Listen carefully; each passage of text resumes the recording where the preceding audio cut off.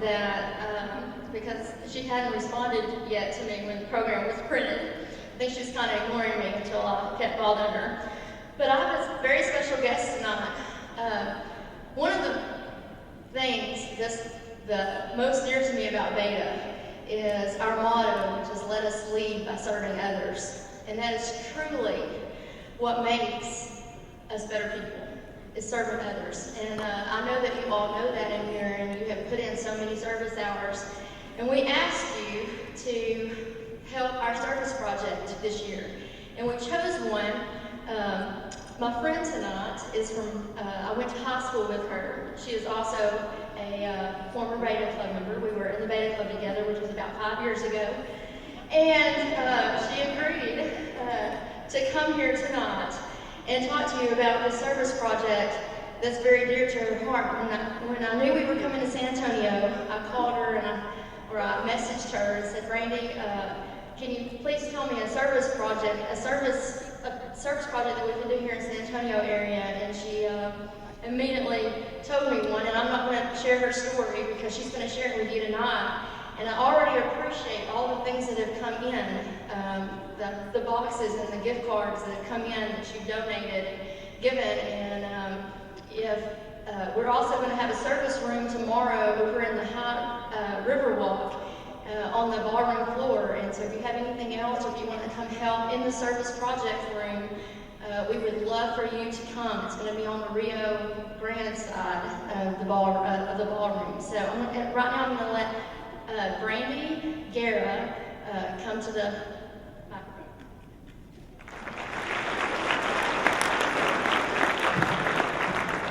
Oh my goodness, you guys can probably hear my heart louder than my voice.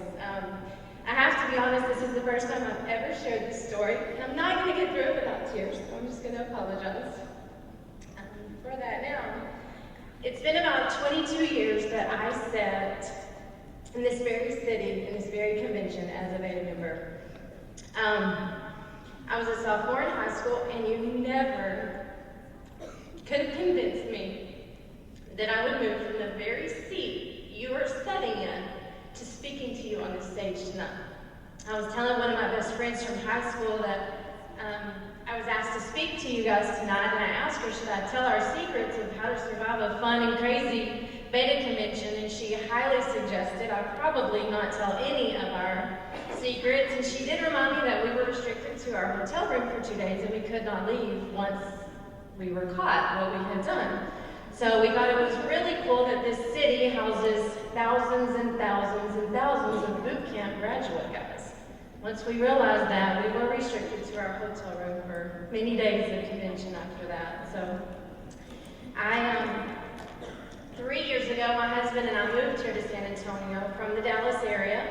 He became the athletic coordinator for an inner city high school here in town. We decided that I was going to take a year off of work and just stay home. We had recently lost a baby, and I knew I could just sit home and feel sorry for myself, or I could choose to give to others and pour my pain into their healing. I never dreamed it would be to so many little bitty tiny hurting people so much more pain than I was feeling. I'd been here a few months and knew that I wasn't the kind just to stay home, so I thought about what I could do for a week or so, and my heart just continued to be pulled in the direction of abused children.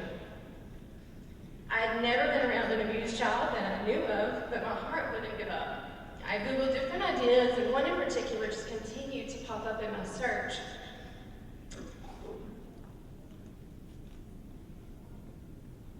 The moment I clicked on the Children's Shelter website, my life was forever changed. I knew I had to be a part of the shelter in some form.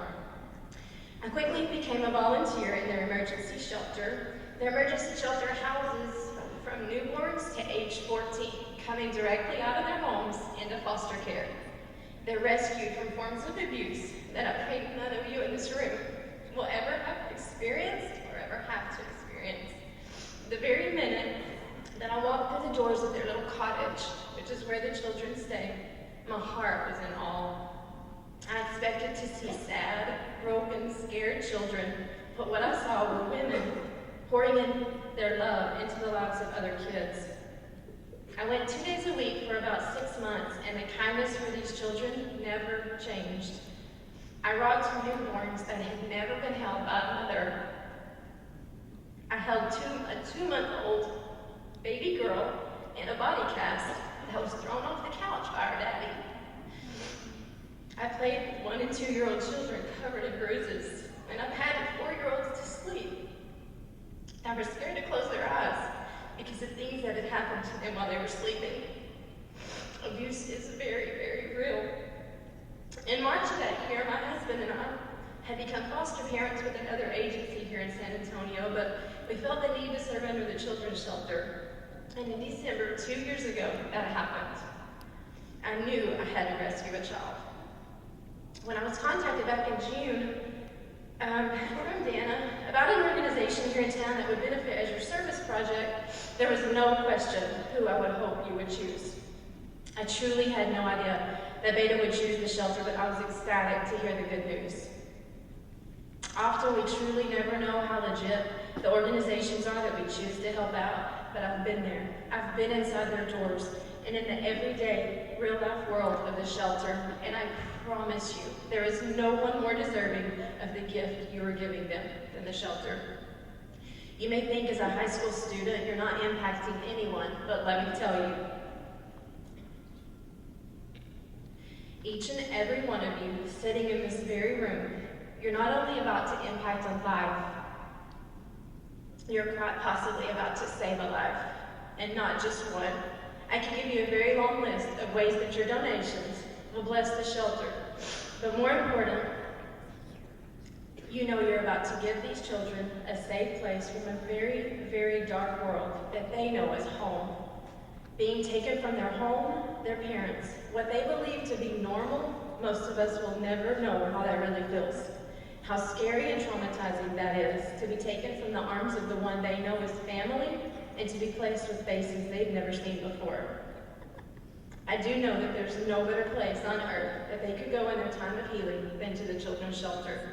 I commend you as young adults for working extra hard and making it possible to plant seeds into their little lives. You are the reason they will wake up in a safe place tomorrow morning. I'm going to leave you with one last thing. There's a quote by Mark Twain, and it says, "The 2 most important days in your life are the day you were born and the day you find out why." Until 2 years ago, at age 36, I still didn't know why I had been born. On January 2013, a 3-pound baby boy was born. He was born addicted to meth, cocaine, heroin, opiates, and alcohol. His birth mother had knowingly used these drugs every day of his unborn life for 7 months. She partied on New Year's Eve and OD'd on meth, sending her into an early labor. She birthed the baby boy. She left the hospital and never returned once to feed him. Sadly, she chose the needle over the newborn, which in reality, for so many children, is what goes on within the walls of the shelter. When the shelter called us and asked us if we would take him as a foster baby into our home, they explained that he was born with an addiction and all the possibilities he could later encounter.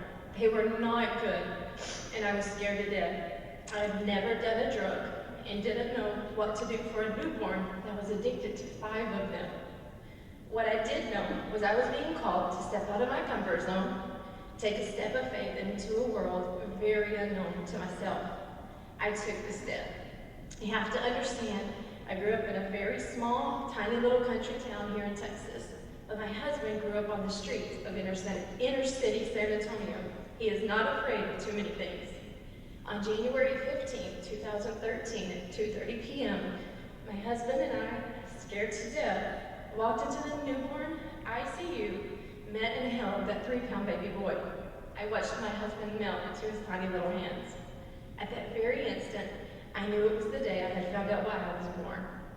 He was the reason for this abused, neglected, and addicted baby boy. 2 days later, we left the hospital with him. On December 17th, last year, he officially became our son, and last Friday, he turned 2 years old. against all the odds against him, he is thriving. He is healthy, he is smart, he's silly, loving, and he's ridiculously handsome. Because of the children's shelter and the help they receive from people like you, my husband, son, and I became a forever family. I hope and pray every single day that you grasp and understand the gift you are given to the children's shelter. It may be money. It may be money that you will physically be handing to them. But it is actually life that you are given to some very special little people. And on behalf of those little people that will never be able to repay you, I give you a never-ending thank you. Never question your part in this. You made the difference, and you helped to make me become a mother. Have a great, awesome, and fun convention. And this is our little product of the Children's Shelter.